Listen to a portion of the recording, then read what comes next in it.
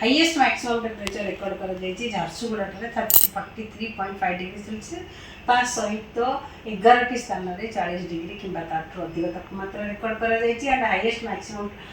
rainfall record कर 55 millimetre Kandhamal जिले में टिकाबाली ठारे Balangir 42.4 degree Celsius Titlagarh 42 degree Celsius Sambalpur 41.9 Sundargarh 41.8 Boudh 41.5 degree Celsius record कर मोस्टली ये अन एवरेज नॉर्मल गोटे कि दुईटा स्थान में एबव नॉर्मल टेम्परेचर रेकर्ड अच्छी ता सहित जो देखा गोटे सिस्टम अच्छी जोटा कि गोटे ट्रफ रन करुच्ची नॉर्थ वेस्ट राजस्थान रू ईस्ट बांग्लादेश पर्यंत आउ गोटे ट्रफ रन करुच्ची नॉर्थ छत्तीसगढ़ रू गल्फ ऑफ मन्नार पर्यंत जहाँ कारण कि आम राज्य में गोटे कि दुईटा स्थान में हल्का मध्यम धरण वर्षा सहित बिजुली घड़घड़ी गष्टी पवन होबार संभावना रही आगामी 24 आवर्स कि आमर जो कोस्टल डिस्ट्रिक्ट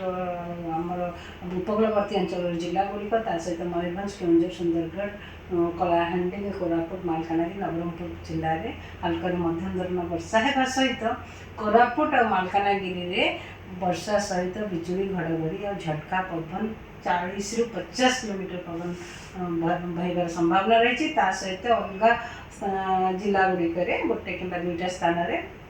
पवन वर्षा सहित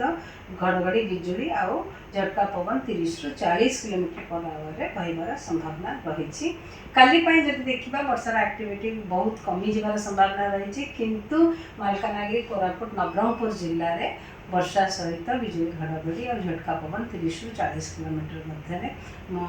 40 किलोमीटर पर आवर बहबार संभावना रही गोटे कि दुईटा स्थान में आदि देखा आम 23 तारीख 23 तारीख